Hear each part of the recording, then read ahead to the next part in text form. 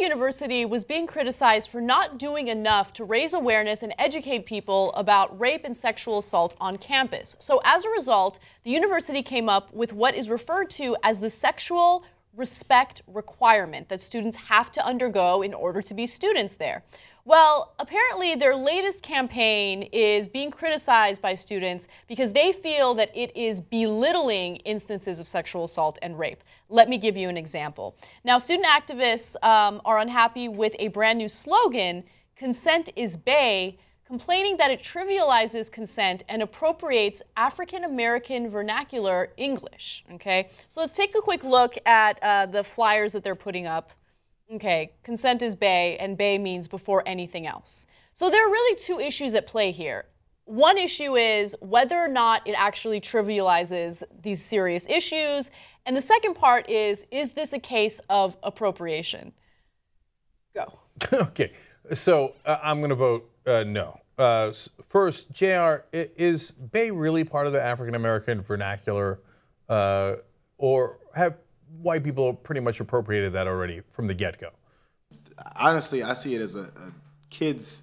It's been appropriated from kids because I'm too old for that. I never called anyone bae.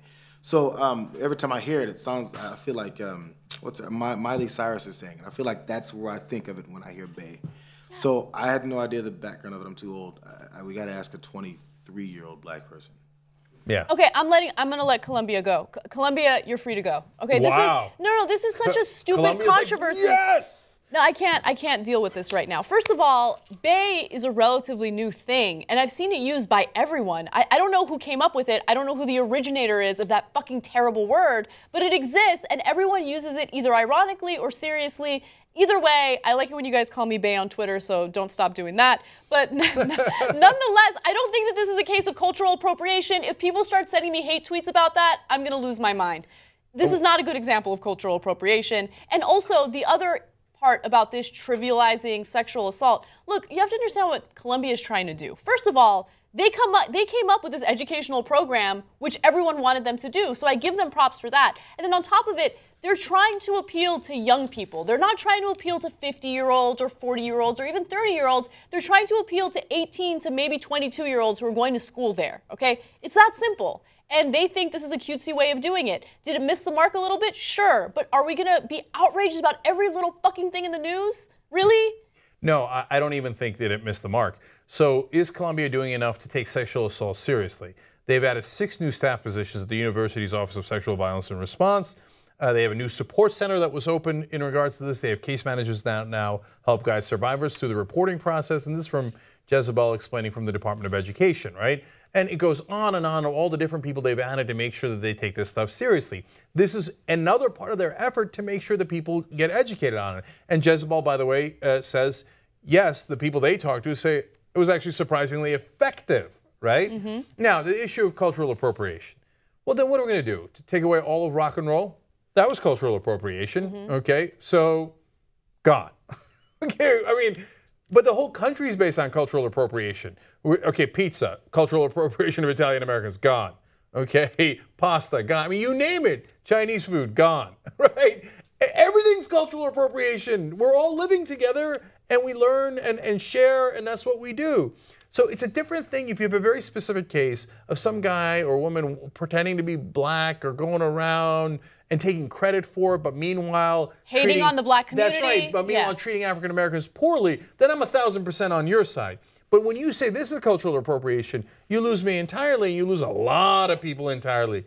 Okay, so, and by the way, I find your assumptions interesting. You're assuming that the staff members at Columbia who did this were white and are appropriating African American culture. Perhaps they were African Americans. I think your actions are, yes, I made this up, Anglo-normative.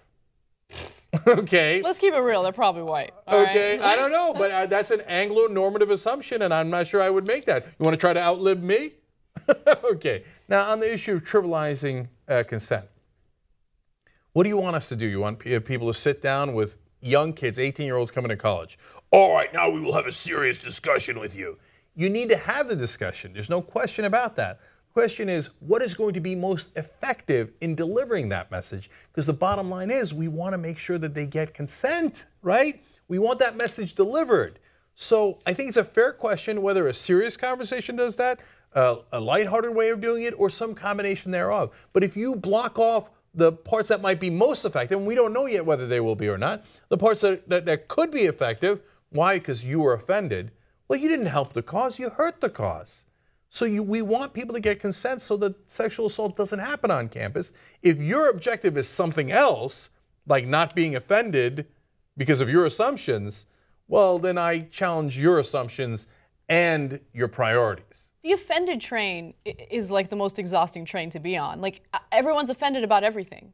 Like, everything people do is being talked about. You're walking the wrong way. You're scratching your ass the wrong. Like, just calm the fuck down. Everyone's always offended. It's driving me insane. And it's super ironic because there's a story in the news today about 10 black women who were kicked off a train where they were doing wine tasting because they were having too good a time.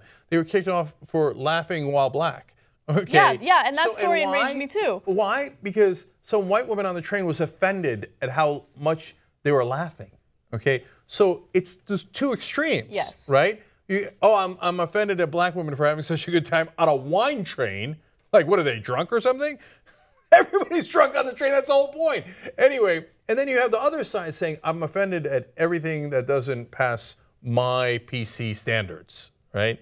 And now all of a sudden we're all on Baywatch. I'm just offended that everyone's offended. Like, I just want everyone to calm down, enjoy life a little bit, and stop nitpicking things like this. Columbia's doing something, and it's important, okay? I don't care if they use bay, I don't care if they use any type of ridiculous language, as long as they're getting the point across.